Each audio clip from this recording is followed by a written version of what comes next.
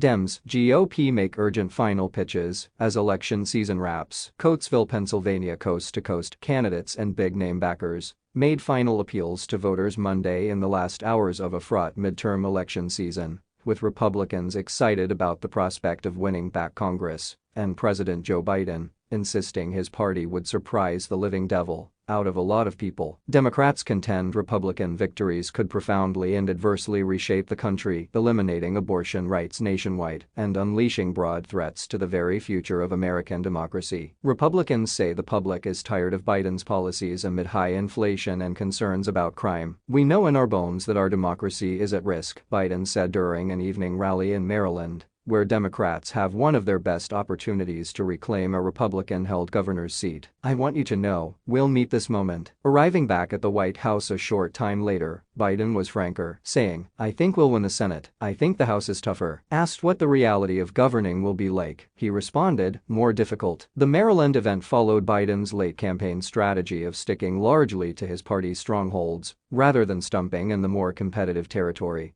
where control of Congress may ultimately be decided. Biden won Maryland with more than 65% of the vote in 2020 and appeared with Wes Moore, the 44-year-old Rhodes Scholar who could become the state's first black governor. The president said at an earlier virtual event, "Imagine what we can do in a second term if we maintain control." Most political prognosticators don't think the Democrats will and predict that Tuesday's results will have a major impact on the next 2 years of Biden's presidency, shaping policy on everything from government spending to military support for Ukraine. In the first national election since the violent January 6, 2021, Capitol insurrection, the Democrats have tried to focus key races on fundamental questions about the nation's political values. The man at the center of most January 6 debates, former President Donald Trump, was in Ohio for his final rally of the 2022 campaign and already thinking about his own future in 2024. He had teased that he might formally launch a third presidential run at Monday night's rally with Senate candidate J.D. Vance,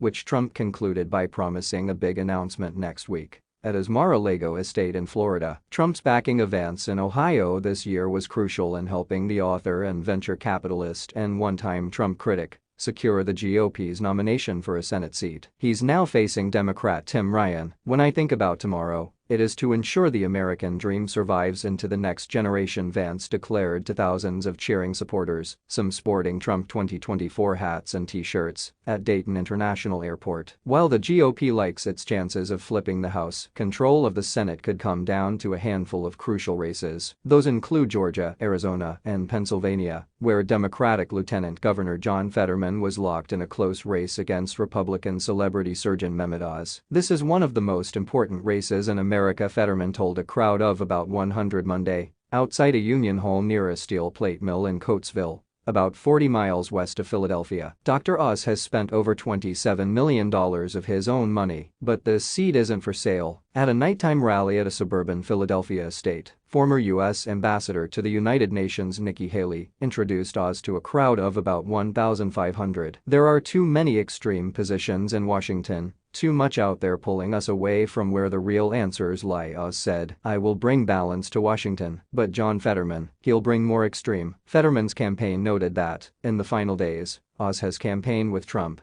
at a wedding venue that refuses same-sex marriages and at a fitness center whose owner organized buses for Trump's January 6, 2021, rally in Washington.